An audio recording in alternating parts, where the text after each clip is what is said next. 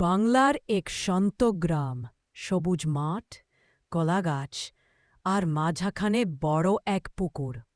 সেই গ্রামে থাকে রাহুল, বয়সে মাত্র ১০, কিন্তু তার কৌতূহল আকাশ ছোঁয়া।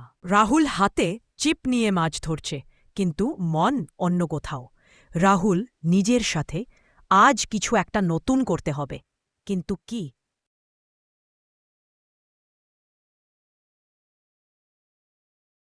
হঠাৎ পুকুরের অপর দিক থেকে এক অদ্ভুত শিশের মতো পাখির ডাক শোনা যায়। রাহুল কৌতূহলী হয়ে উঠে দাঁড়ায়। রাহুল, এ ডাক তো আগে কখনো শুনিনি, দেখি কোথা থেকে আসছে। রাহুল পৌঁছে যায় গ্রামের এক কোণে পুরনো বাঁশবনে। বাতাসে বাঁশের ডগা দুলছে, অদ্ভুত ছায়া পড়ছে মাটিতে।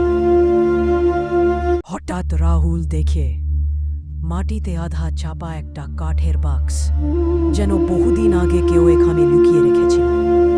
রাহুল চোখ বড় করে, ওহ, এখানে কি আছে? বাক্সটা ভারী, তালা জং ধরা, খুলতে চায় না। রাহুল চারপাশে তাকায়, একটা ধারালো পাথর পেয়ে তালা ভেঙে ফেলে। বাক্স খুলতেও ভেতরে দেখা যায় একটা পুরনো মানচিত্র, ছোট্ট সোনালি চাবি আর একটি মলিন কাগজ, যাতে লেখা, যে এই মানচিত্র পাবে সে খুঁজে পাবে গ্রামের হারানো ধন।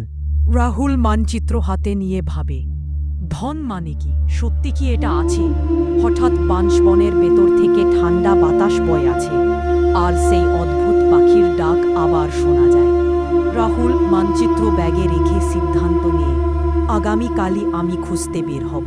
রাহুল বাঁশবন থেকে বের হচ্ছে, হাতে মানচিত্র শক্ত করে ধরা। রাহুল জানে না এই মানচিত্র তাকে কোথায় নিয়ে যাবে, কিন্তু তার জীবন আর আগের মতো থাকবে না।